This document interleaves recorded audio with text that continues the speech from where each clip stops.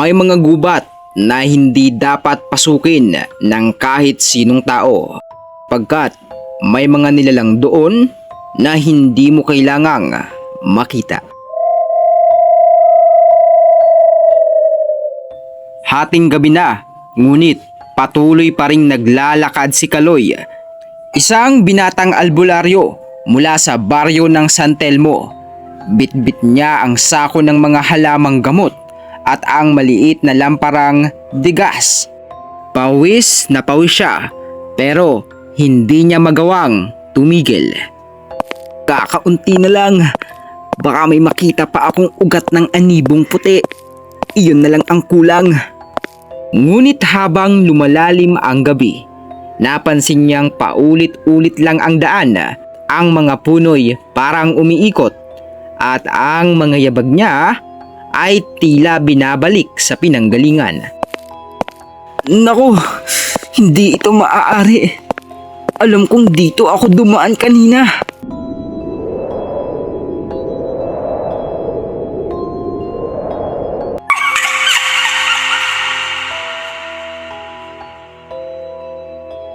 Napahinto tuloy si Kaloy na tila bang napako ang kanyang mga paa. Sino yan? Walang sumasagot. Ngunit mula sa dulo ng daan, may aninong nakatayo. Medyo may kataasan iyon, matikas, ngunit ang ulo ay ulo ng kabayo. Tikbalang! Biglang naglaho ang nilalang. At sa bawat iglap, nagpapakita ito sa iba't ibang direksyon. Kagyat na nawawala, subalit muling lumilitaw na para bang pinaglalaruan ang binatang albularyo. Sa sobrang takot ni Kaloy, naalala niya ang payo ng kanyang lolo.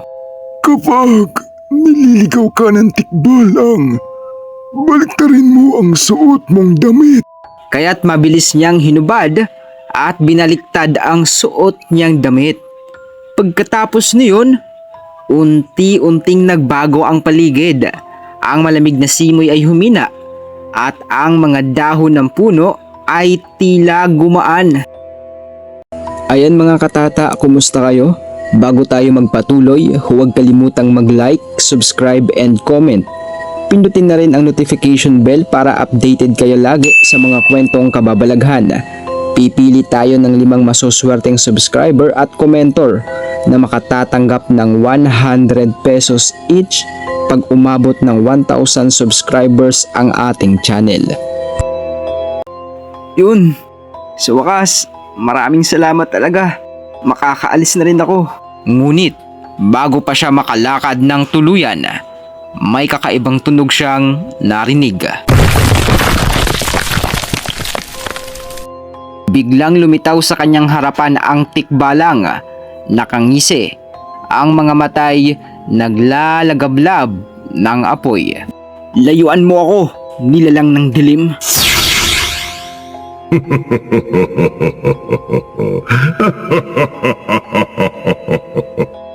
Tumawa lamang ang tikbalang.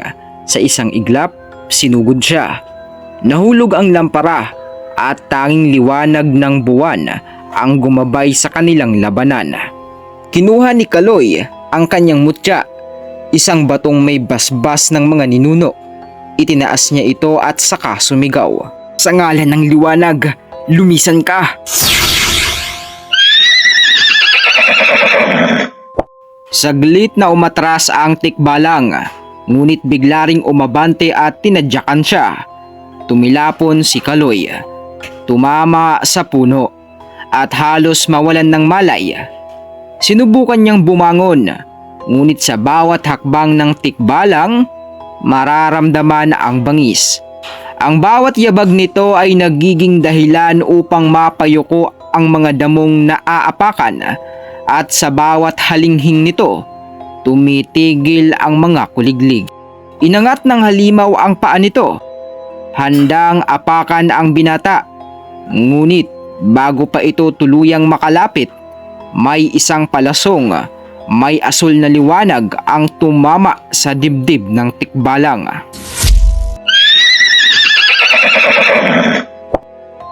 Umapoy ng bughaw ang nilalang, umatungal ng malakas at tuluyang naging abo na tinangay ng hangin.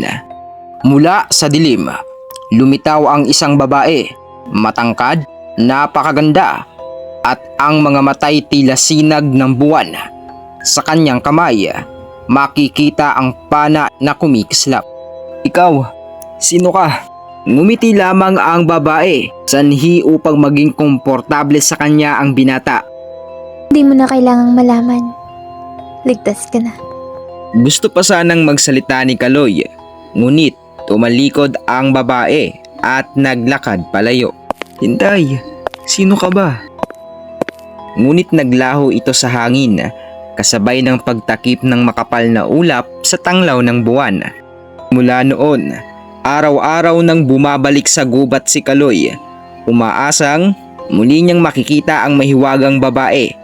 Hanggang isang araw, narinig niya ang lagaslas ng ilog at ang awit ng isang tinig mula roon.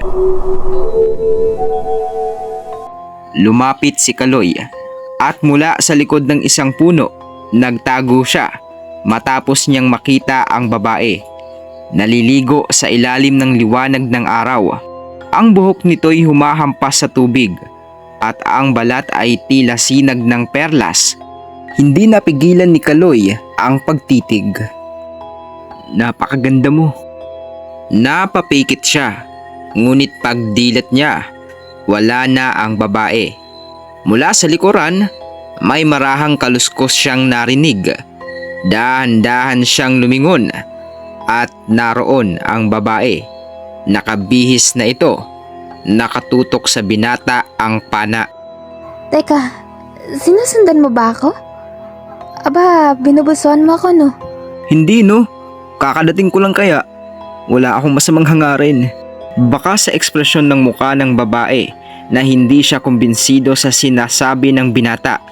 Hinila nito ang pana, ngunit nagtagpo ang kanilang mga mata. Ilang saglit na katahimikan, ang dating galit ay napalitan ng pagkalito. Teka lang naman, kumalma ka lang binibini. Hindi ako kaaway. Gusto ko lang magpasalamat sa iyo dahil niligtas mo ako sa tikbalang. Ibinaba ng magandang babae ang kanyang kamay. Unti-unti itong huminga ng malalim. Kung ganon, umalis ka na. Huwag ka nang babalik dito. Magagalit ang aking ina kapag nalaman niyang nakikipagkita ako sa isang lalaki. Magagalit siya kapag nalaman niyang may taong nakapasok sa gubat na to. Hindi mo kailangang itago. Hindi ako mananakit. Ako nga pala si Kaloy. Ngumiti ang binata ng bahagya, kasabay ng paglalahad niya ng kanyang kanang palad na ikinagaan sa loob ng babae. Ako si Liway. Masaya akong makilala ka, Kaloy. Liway, ang ganda naman ng pangalan mo. Kabalintunan ng kadiliman. Bagay na bagay sa taglay mong ganda. Saan ka nga pala nakatira?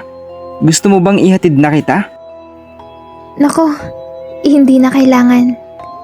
Magagalit ang nanay ko. Salamat na lang. At mula noon, nagsimula ang kanilang kakaibang pagkakaibigan. Araw-araw, bumabalik si Kaloy sa gubat. Lagi siyang may dalang bulaklak na puti, ang paboritong bulaklak ng babae.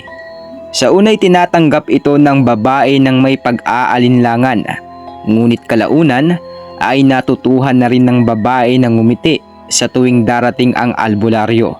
Sa gitna ng mga bulaklak, sa ilalim ng mga sinag ng araw, unti-unting nahulog ang kanilang mga puso sa isa't isa. Hindi tayo dapat magkita, Kaloy. Hindi ako kagaya mo. Liway, hindi ko kailangan ng paliwanag mo. Ang alam ko lang, gusto kong makasama ka. Magmahalan tayong dalawa. Kahit lihim, ayos lang sa akin yun. Ngumiti si Liway, ngunit sa likod ng ngiting iyon ay may itinatago itong takot. Isang hapon, habang magkausap sila sa gitna ng gubat, biglang umihip ang hangin. Lumitaw ang mga puting usang pumalibot sa kanila. Isa sa mga ito ay tumayo, nagbagong anyo, isang matandang engkanto, nakasuot ng gintong balabal at ang mga matay kumikislap na parang kidlat. Anak, anong ginagawa mo sa isang mortal? Anak mo siya? Ina, pakinggan mo ako. Nang sandaling iyon, unti-unting nagbago ang muka ng matanda. Hindi mo ba alam ang batas? Hindi pwedeng mahulog ang engkanto sa isang tagalupa. Hinila ng matandang engkanto ang kanyang anak, ngunit nagpumiglas ito. Hindi ako sasama. Mahal ko siya. Mahal ko si Kaloy. Dahil sa galit, lumaki ang katawan ng matandang engkanto. Ang anyo nito ay nagbago, naging isang dambuhalang nilalang na mayroong pakpak ng paniki at balat na parang bato. Tumakbo ka na, Liway. Ako na ang bahala sa halimaw na to. Imbis na umalis, humawak si Liway sa kamay ni Kaloy. Hindi kita iiwan. Sasama ako sa iyo, Kaloy. Sabay silang lumaban. Itinaas ni Kaloy ang kanyang mutya at naglabas ng liwanag. Tinamaan ang halimaw, ngunit di sapat upang mapahinto ito. Sinugod ng nilalang si Kaloy at tinamaan siya sa dibdib. Bumagsak tuloy siya sa lupa at halos mawalan ng hininga. Ngayon, mamamatay ka dahil sa pag-ibig mo. Ngunit bago pa tumama ang kamay ng halimaw sa binata, sumugod si Liway sa kanyang ina. Sinangga ang atake niyon at ang matulis na kuko ng halimaw ay bumaon sa dibdib ni Liway.